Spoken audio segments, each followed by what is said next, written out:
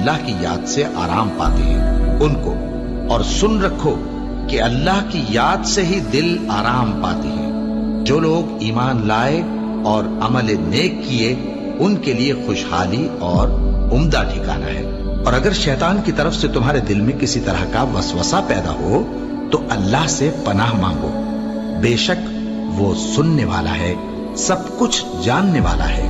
جو لوگ پرہیزگار ہیں جب ان کو شیطان کی طرف سے کوئی وسوسہ پیدا ہوتا ہے تو چونک پڑتے ہیں اور دل کی آنکھیں کھول کر دیکھنے لگتے ہیں، اور جب قرآن پڑھا جائے تو توجہ سے سنا کرو اور خاموش رہا کرو تاکہ تم پر رحم کیا جائے، اور اپنے پروردگار کو دل ہی دل میں عاجزی اور خوف سے اور پست آواز سے صبح و شام یاد کرتے رہو، اور دیکھنا غافل نہ ہونا۔ پھر جب تم یہ نماز تمام کر چکو تو کھڑے اور بیٹھے اور لیٹے ہر حالت میں اللہ کو یاد کرو۔